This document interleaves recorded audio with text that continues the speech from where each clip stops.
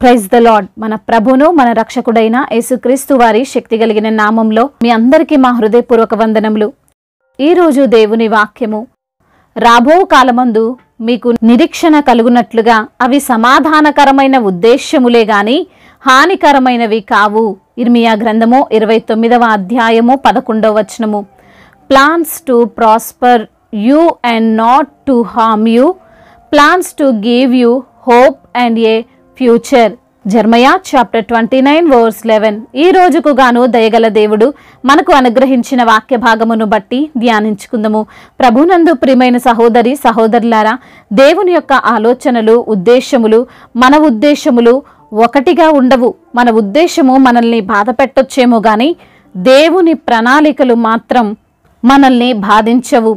అవి మనకు సమాధానకరమైనవే గాని హానికరముగా ఉండవు అని ఈరోజు వాక్యము సెలవిస్తుంది. మనము చాలా రకాల ప్లాన్స్ వేసుకుంటాం. మన ఫ్రెండ్స్కి, మన బంధువులకి, మనకు తెలిసిన వారందరికీ ముందే చెప్పుకుంటాం, నేను ఇలా చేస్తున్నాను, నా జీవితం ఇలా ఉండబోతుంది, నేను అక్కడికి వెళ్ళబోతున్నాను. ఇలా మన సొంత ఆలోచనల ప్రకారం మనం ప్లాన్ చేసుకొని అన్ని ఏర్పాట్లు చేసుకున్న తరువాత అవేవి జరగవు. అసలు మనం అనుకున్నట్లు, మనం ఊహించినట్లు ఏది అవ్వదు. పైగా దానికి రివర్స్ జరుగుతుంటాయి కదండి. వెంటనే మనకు కోపం వస్తుంది. దేవుడు ఎందుకు ఇలా చేశాడు? నేను అనుకున్నది ఏది కావడం లేదు, నాకు అనుకూలంగా ఏ పని జరగడం లేదు అని మనం అనుకుంటాం. దానికి కారణం, మనం అనుకున్న పని, మనం ప్లాన్ చేసుకున్నది మనకు హాని చేస్తాయని, రాబో కాలంలో ఇబ్బందులు పెడతాయని దేవుడు వాటిని ముందే ఫెయిల్ చేస్తుంటాడు. ఈరోజున ఈ మాటలు వింటున్న ప్రియమైన సహోదరి సహోదరుడా, నీవు అనుకున్న పని జరగడం లేదంటే, నీవు ప్లాన్ చేసుకున్న విధంగా నీవు చేయలేకపోతున్నావంటే, ఎంత ప్రయత్నించినా దానివలన నీకు నష్టమే కానీ లాభం లేదు, దానివలన వేదనే కానీ సంతోషమో ఉండదు అనే దేవుడు దానిని ఆపాడు. ఈరోజున ఒకవేళ నువ్వు బాధపడుతున్నావేమో, నా జీవితంలో ఏది సాధించలేకపోతున్నాను, ఏది చేయలేకపోతున్నాను అని బాధపడకు. దేవుడు నిన్ను హెచ్చించుట కొరకే ఇప్పుడు తగ్గిస్తున్నాడు. నిన్ను ఉన్నత స్థానంలో నిలవబెట్టుట కొరకే ఈరోజు నీవు ఫెయిల్యూర్ని చూస్తున్నావు. అయితే ప్రియమైన సహోదరి సహోదరులారా, దేవుడు లేఖనముల ద్వారా అంటున్నాడు, నేను మిమ్మును గూర్చి ఉద్దేశించిన సంగతులను నేను ఎరుగుదును అని. అనగా మన ఎడల దేవుడు ఏది జరిగించబోతున్నాడో అది ఆయనకు ఒక క్లారిటీ ఉంది. ఎందుకు ఇప్పుడు ఈ విధంగా జరుగుతుందో అని మనకు తెలియకపోయినా మన దేవునికి తెలుసు. చిన్న పిల్లల్ని మొదటి రోజు స్కూల్కి పంపేటప్పుడు తల్లిదండ్రులు ఆ పాప ఎంత ఏడ్చినా స్కూల్లో వదిలేసి వస్తారు కదండి. మనందరికీ కూడా ఇలాంటి అనుభవం ఉంది. మనం అనుకుంటాం, మా అమ్మా నాన్నకు నేనంటే ఇష్టం లేదు, ప్రేమ లేదు, ఇంతగా ఏడుస్తున్నా కనీసం పట్టించుకోకుండా పోతున్నారు అని. కానీ వాళ్లకు ఒక క్లారిటీ ఉంది, ఏంటంటే నా బిడ్డ మంచిగా చదువుకొని ఉన్నత స్థానంలో ఉండాలి అని. అదే విధంగా మన పరమ తండ్రి అయిన దేవునికి కూడా ఒక ప్రణాళిక ఉంది. ఏదో ఆలోచన లేకుండా నీ ఎడల ఏ ఉద్దేశము లేకుండా ఆయన ఏ కార్యము చేయడు. నీ ఉద్దేశము నీకు హాని చేస్తుందేమో, నీ ఉద్దేశము నిన్ను మోసం చేస్తుందేమో, నీవు ఉచ్చులో పడిపోయేలా చేస్తుందేమో, కానీ దేవుని ఉద్దేశము ఎప్పుడు హాని చేయదు. ఆయన ఏం చేస్తున్నాడో ఆయనకు తెలుసండి. మనము దేవునికి ఏం చెప్పకూడదు. ఈ రోజున అనేకులు వరదల వలన, వర్షాల వలన ఎంతో నష్టపోయారు, ఆస్తులు పోగొట్టుకున్నారు. అంత మాత్రాన మనం ఏమీ లేని వారంగా మిగిలేలా చేయాలి అన్నది దేవుని సంకల్పం కాదు. దేవుడు మన ఎడల గొప్ప కార్యము చేయబోతున్నాడు. పైగా అవి మన మంచికే, మనకు ఘనతనిచ్చేవే, మనల్ని ఉన్నత స్థానములో నిలవబెట్టేవే తప్పితే హాని ఏమాత్రమో చెయ్యవు. అవును ప్రియమైన సహోదరి సహోదరులారా, ఈ రోజున నీ జీవితంలో ఏది జరిగినా దేవుణ్ణి స్తుతించు, ఆయన్ని ఘనపరచు.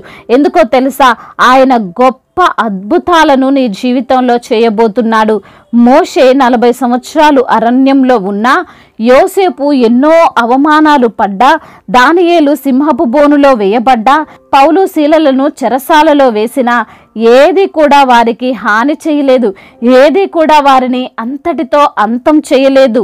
ఆ యొక్క దేవుని ఉద్దేశములను బట్టి వారు ఇంకా గొప్పవారుగా మార్చబడ్డారు తప్పితే తక్కువ వారిగా మిగిలిపోలేదు. ఈ రోజున నీ జీవితంలో నీవు చూస్తున్న ఈ సమస్యలు, ఈ బలహీనతలు, ఈ ప్రమాదాలు అన్నీ నిన్ను ఏమాత్రము తగ్గించవు, ఏమాత్రము బలహీనపరచవు. కాబట్టి దిగులు చెందకు.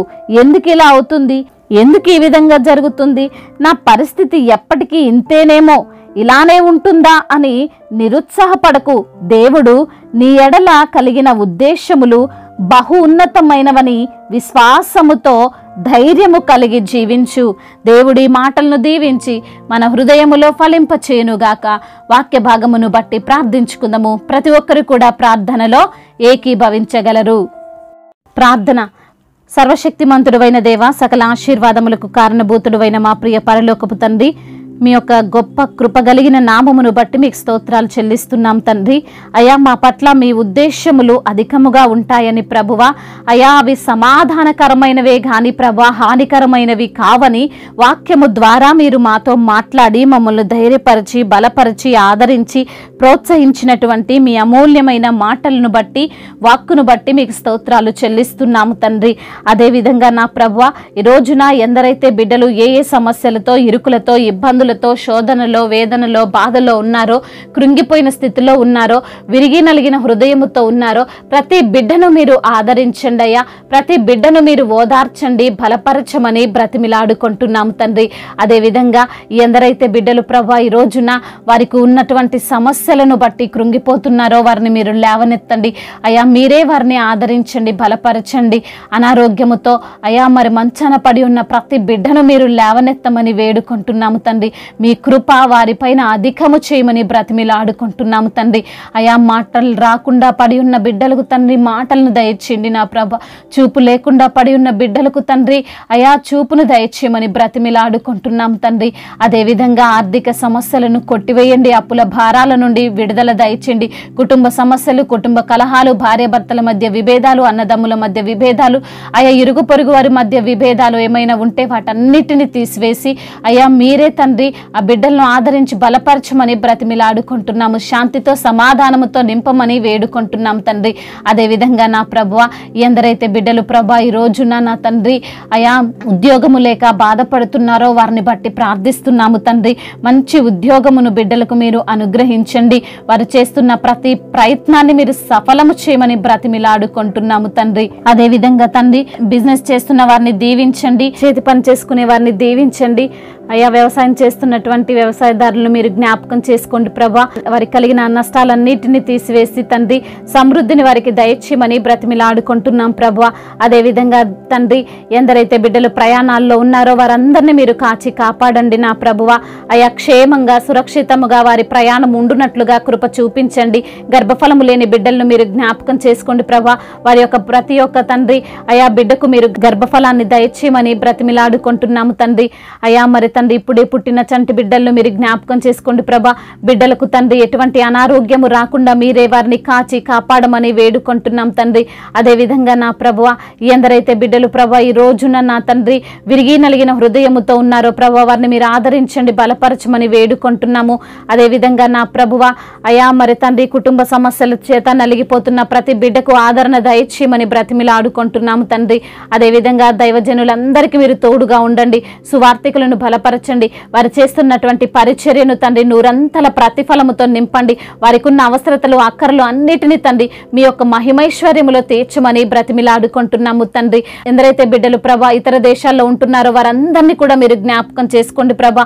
ఒంటరిగా ఉంటుండగా మీరే వారిని ఆదరించండి అయ్యా, బలపరచండి. మీరే వారికి తోడుగా ఉండండి, ధైర్యాన్ని ప్రసాదించండి ప్రభా. మా భారతదేశమును దీవించండి అయ్యా. మా భారతదేశ ప్రజలకు మీరు తోడుగా ఉండండి నా ప్రభువా. అదేవిధంగా రాష్ట్రాలన్నిటినీ కూడా తండ్రి మీరు కాచి కాపాడండి ప్రభా. దేశ నాయకులకు అయా సమయోచితమైన జ్ఞానాన్ని మీరు దయచేయమని వేడుకుంటున్నాము తండ్రి. అయా ఇంకా తండ్రి చెప్పుకోలేనటువంటి బాధతో అయా మరి తండ్రి కన్నీరు కారుస్తున్న ప్రతి బిడ్డను తండ్రి మీరు ఓదార్చండి అయ్యా, బలపరచండి ప్రభా. మీ యొక్క కృప చేత నింపమని బ్రతిమిలాడుకుంటూ తండ్రి ఇంతవరకు చేసిన ప్రార్థన అంతటిని మీ పాద సన్నిధిన చేర్చుకోమని మనాథుడు, సర్వశక్తిమంతుడు, సర్వాధికారి అయిన నజరేయుడైన యేసుక్రీస్తు వారి ఉన్నతమైన నామములో ఈ ప్రార్థనను అడిగి వేడుకొని పొందుకొని ఉన్నాము మా ప్రియ పరలోకపు తండ్రి. ఆమేన్. ఈరోజు పెళ్లి రోజు మరియు పుట్టినరోజు జరుపుకున్న వారందరినీ దేవుడు దీవించి సకల మేలులతో సకల ఆశీర్వాదములతో కృపాక్షేమములతో శాంతి సమాధానముతో దేవుడు మిమ్మల్ని నింపునుగాక. మీ యొక్క ప్రార్థన అవసరతలను మాకు తెలియజేయగలరు. మీ కొరకు మేము తప్పక ప్రార్థిస్తాము. మొదటిసారిగా మన యొక్క ఆదరణ వాక్యం చూస్తున్నట్లయితే తప్పకుండా సబ్స్క్రైబ్ చేసుకోగలరు. ఈ వాక్యం మీకు ఆశీర్వాదకరముగా ఉండినట్లయితే అనేకులకు కూడా ఈ వాక్యాన్ని పంపి మీరు కూడా దేవుని యొక్క రాజ్య సువార్తలో పాలిభాగస్తులు కావాలని దేవుని పేరిట మనవి చేసుకుంటున్నాను. May God bless you all. దేవుడు మిమ్మల్ని దీవించి బలపరిచి స్థిరపరచునుగాక.